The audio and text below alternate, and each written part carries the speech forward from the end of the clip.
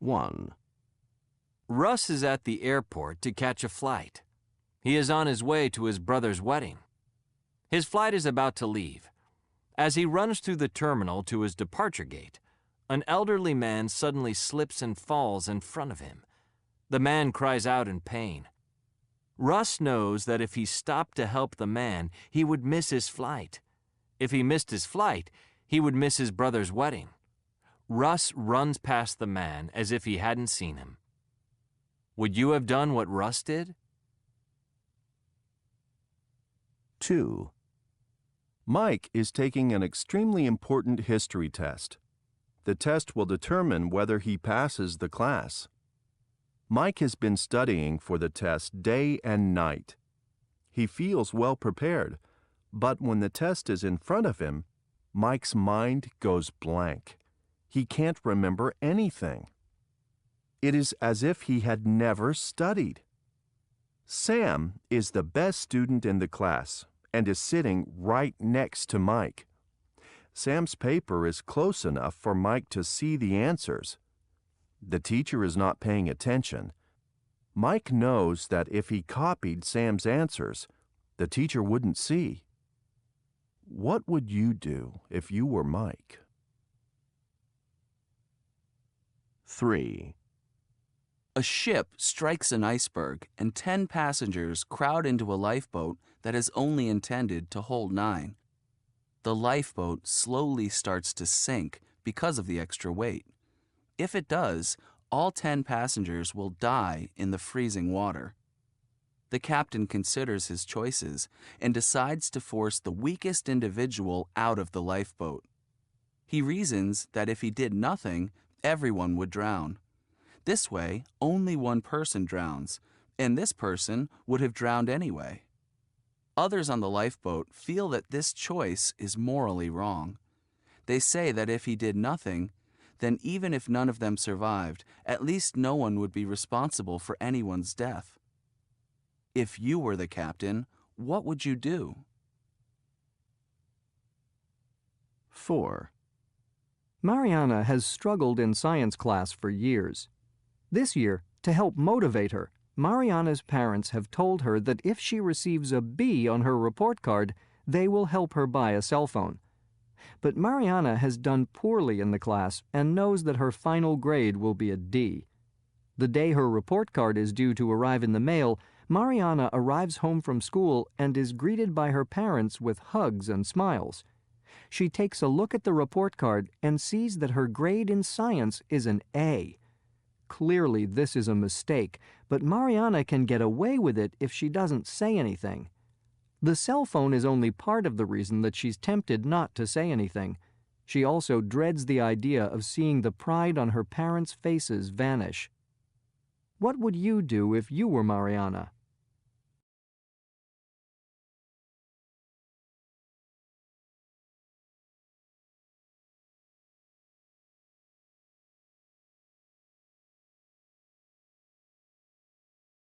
Can I talk to you about a problem I'm struggling with? Sure. What's going on? Well, I've been working at a clothing store in the mall for a month now. Last week, I saw a guy I work with stuffing a shirt into his bag. When I asked him about it, he acted all innocent. Then this week, I caught him taking a pair of pants. This time he promised he wouldn't steal anything again and begged me not to tell the manager. So, what are you going to do? That's the problem. I don't know. If I told the manager, he would get fired. Yeah, but now that you know about it, if you don't tell the manager, you'll be helping him get away with stealing. He's put you in a rotten position. I know. What do you think I should do? The way I see it, if he's stolen twice before, he's likely to steal again. You can't trust him. Do you think he might even steal from the cash register? I wouldn't put it past him. It seems to me that you may get yourself in trouble if you don't blow the whistle on him. Of course, it's your call, but if I were you, I would let the manager know. Yeah, you're probably right.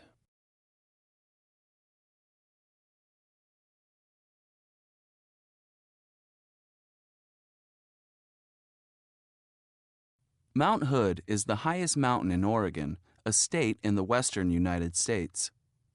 At 3,400 meters, it is an irresistible draw to hikers looking for a challenge. Inevitably, some of these hikers run into trouble. Each year, 25 to 50 people have accidents or get lost on Mount Hood and require rescue. Although most of these are understandable accidents, a few result from reckless risk-taking. In one recent case, 3 experienced climbers went hiking in the middle of a snowstorm in December with minimal gear. Most hikers climb Mount Hood in May or June when the weather conditions are favorable. But in December, the mountain is covered in snow and ice. Winds up to 135 kilometers per hour whip the snow around, making it difficult to see. Temperatures can drop below freezing. As one rescue worker put it, "What were they thinking? They were just asking for it." There is growing frustration in the community towards such risk-takers and the danger they put the rescuers in. During a rescue a few years ago, a helicopter full of rescue workers crashed, and the rescue workers narrowly escaped being killed. Linda Carl, who lives in the Mount Hood area, asks, "If someone made a poor decision, why should rescue teams have to risk their lives to save them? Why are people tempted to take unnecessary risks and do things that aren't right if they know that they can get into trouble?" Most of the Mount Hood rescue workers are either volunteers or part of the local sheriff's department. There is no charge for these rescues. It is the taxpayers who pay the bill. Some have begun to suggest that people who take irresponsible risks and require rescue should be charged for the rescue. They feel it is only fair that costs for things like damaged helicopters and medical care for rescuers be paid for by the people who took the risks. What would you do if you were the local sheriff at Mount Hood? 1. 3 experienced climbers went hiking in the middle of a snowstorm.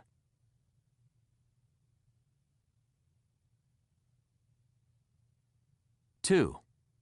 The weather conditions are favorable for hikers in May and June.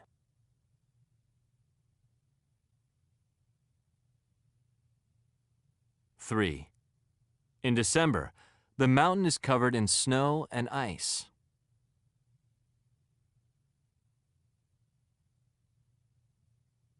4. Temperatures can drop below freezing at this time of year.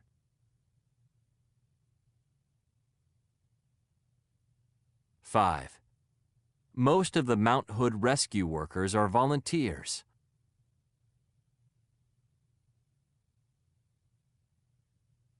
6. There is no charge for these rescues.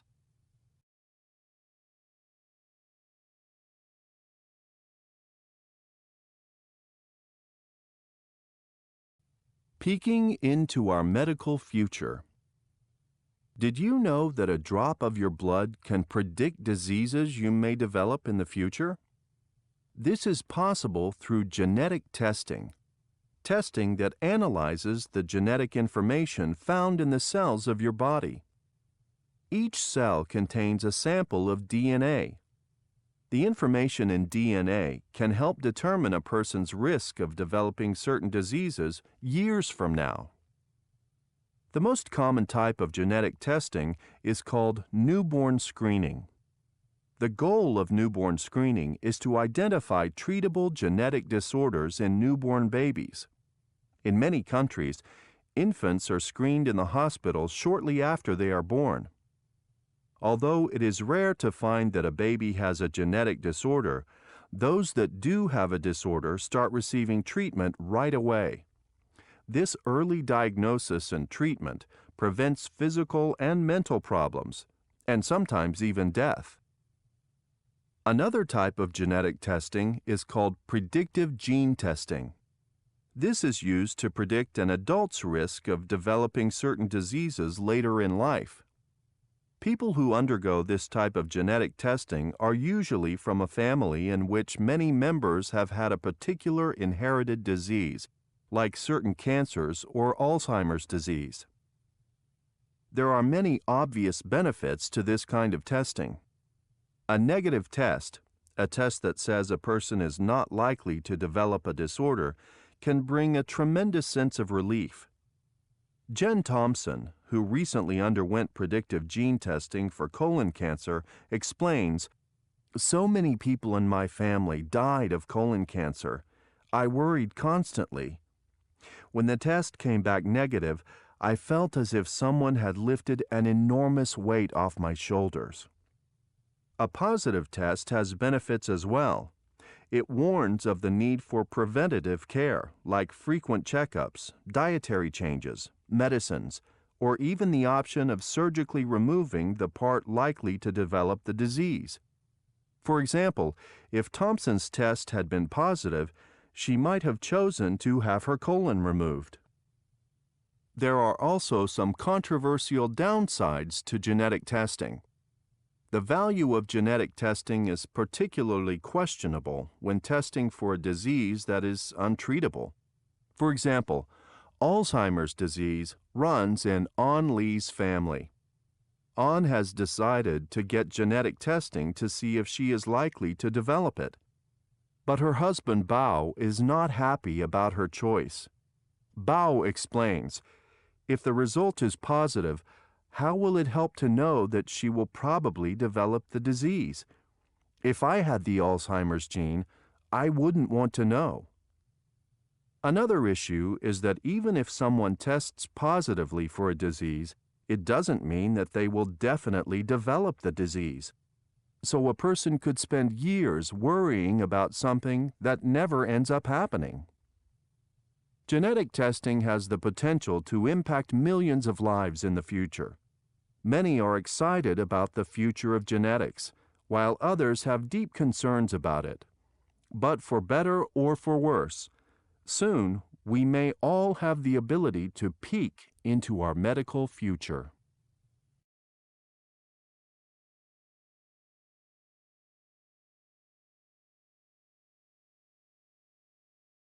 After I finished school, I chose to try out a number of things before settling on one field of study or profession. I had originally wanted to go to art school, but had changed my mind when I found out how hard it was for graduates to find employment. I was also reluctant to go ahead with it because I knew that my father was likely to disapprove in a quiet but very noticeable manner. He wanted me to study medicine, but I didn't. I took a number of courses in typing, shorthand, French, art, design, and literature, and worked part-time as a public relations assistant, a shop assistant, etc. Eventually, I started studying psychology, philosophy, and linguistics. I had also managed to attend a teaching methodology course that qualified me as a language teacher, but I was not at all certain that I wanted a teaching career. At some point, I was approached by a new airline company that invited me to do an interview, followed by a test before I could be offered a job. At the time, I used to help out with registration at a large language center where my uncle taught. So, I agreed to spend the next few days working for them from morning till evening, totally forgetting the airline company. 2 days later, the man I knew from the airline company turned up and accused me of being irresponsible because I had not bothered to check with the airline company on the final results and a job offer. He said there was still time to do it, but I would have to drop what I was doing and run. For some reason, I did exactly the opposite. I stayed put, thanked him, and went back to work. Later that evening, I was offered my first teaching job by the director of studies. I have often wondered what my life would have been like if I had chosen the airline company instead, but not too enthusiastically. Regardless of difficulties and ups and downs, this is the choice that has become a life's choice, and no amount of wondering is likely to ever make me regret it.